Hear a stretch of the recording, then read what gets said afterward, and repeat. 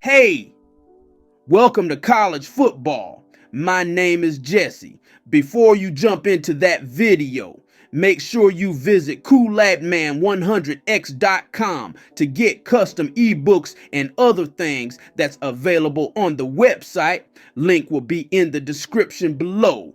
Also, visit the NFLShop to get yourself some Kansas City's Chiefs gear and your own personal team gear as well. And also, all the other sponsors will be in the description below. Now, back to Kool-Aid. Yo, what's up, guys? It's your boy Kool-Aid-Man100X. Welcome to college football. How you guys doing? We're going to be jumping into the Georgia Tech offensive playbook. We're going to be looking at a formation called gun spread flex. And we're going to be looking at a play called wide receiver mid-screen. And we're going to break down a mini scheme that you can run this around to make it a little bit more effective for you to move downfield. So, like I say, get your notepad, sit back and relax. Let's jump into a deep dive. So, we're going to be coming out in the wide receiver mid-screen now. Alright, to make this wide receiver mid-screen work, I pretty much it's kind of faulty to run, but to make this work is that you have to max protect. You have to max protect for some reason. So when you run the ball regularly, yeah, you get good blocking down the field. Don't get me wrong, you get very good blocking. But it's like max protect work a little bit more better. So we're going to break down. This is without max protect. So when you run in max protect, you know, the linemen depend on if they're blitzing here in this situation. So the key person you want to look at is number 70. Number 70 is the key person you want to look at because he tells how the defense is actually going to run, if it's going to be a blitz or not. But if it's a blitz and nobody in zone, just messes up the whole play basically. So, but you still have time to throw it, but who knows, you know, how, you know, in this instance here, that ball usually don't get off that accurate. So when you do, your indicator is going to be number 61, 47, and 54 for your blocking. So in this instance, your blocking is going to be going downfield, so you have to figure out who's good enough to block. So your O-line is going to be the people you want to pay attention to. So in this instance, when you come back for the receiver catch, the person you want to be looking at is number 61 or 47. This is going to be your wall. Now that you establish your wall, depending on how he blocks this animation, he's going to tell where you're going to run. So number 61, when he blocks him and throws him down, pretty much a done deal. I don't have to cut right, so I can go right back left. So now number 61 is going to be dealing with a safety. So now automatically he blocks him, so I got all this open grass to run down the field. So it's dependent on the wall. So in this instance is actually understanding how to run this ball. So let's say if we want to max protect. Now max protect is a little tricky. So now when he runs it up the field, now you have to figure out where the blocking is going. So max protect gives you a little bit more of a bigger hole, a little bit more space, but now it puts you at a disadvantage with blockers. Because that's why I said it's kind of tricky, because if you run it without, if you run it with, you get less blockers. So sometimes you have to max protect, sometimes you don't, depending on how the defense is set up. So in this instance, when I run max protect, you see how the line reacts late and they come out field. So only person you got blocking for you is number 47 and 54. Now you have to, you got to, scramble to find what can you do, finding lanes as a running back. So it makes it a little bit more difficult as a running back if you're not experienced as making scrambles if the blocking is not there for you. So max protect work, but max protect don't work at the same time. So you see in this instance, max protect, everybody's down. It's not going to work. Without max protect, it works. Depending on how the defense is set up. Like in this instance, without it, see, it's weird to run, but it's so deadly if they're not keying in on it, because it's something they won't expect for you to run. A lot of people's not going to key in on it. It's heavy. So I would still run the play, but you would have to mix it up. You cannot run this every time.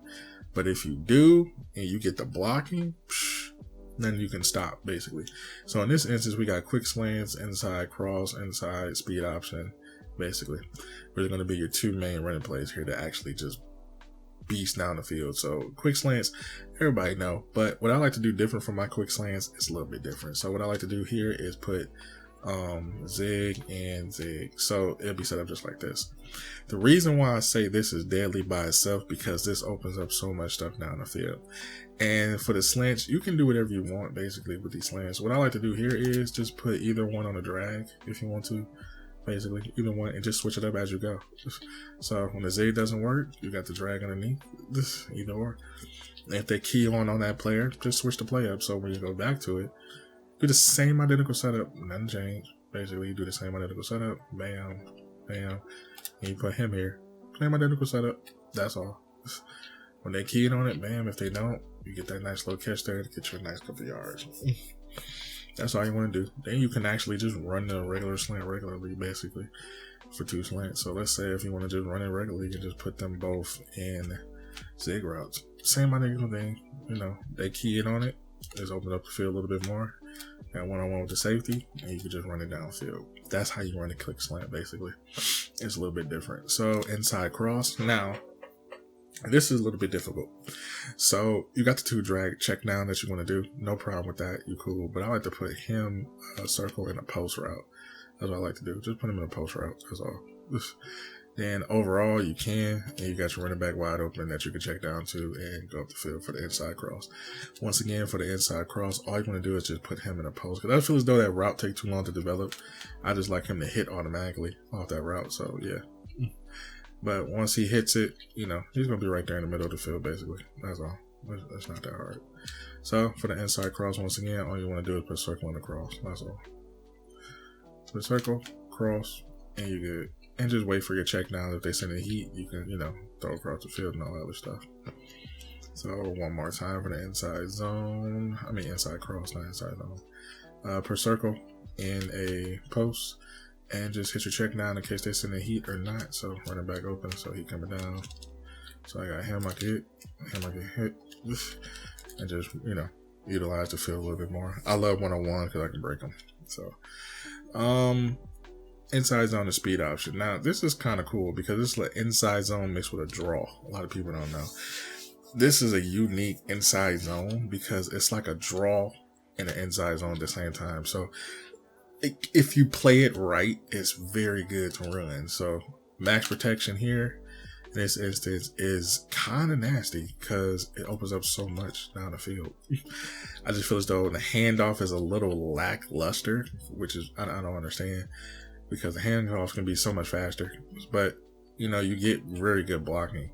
I would say a third and 5 situation, you can probably break for a good 5 or 10 yards, depending on how the defense is set. In this instance, you know, run past and run under them and all that stuff. So be mindful on how you max protect in this situation. You don't want to force it because if you force it, you got to deal with the lineman. You got to get past here. But it's a very good running play. Then, just like I said, you switch down to the speed option.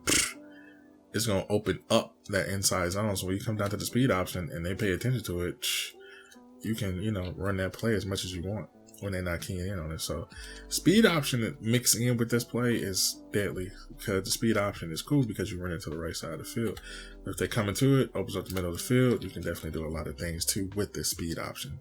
So be mindful of how you run the inside zone and speed option. Make sure you mix it in between because if they start keying in on it, it's going to open up a lot of things for you. But if you hit the hole just right, you'll be able to utilize this play a little bit more effectively.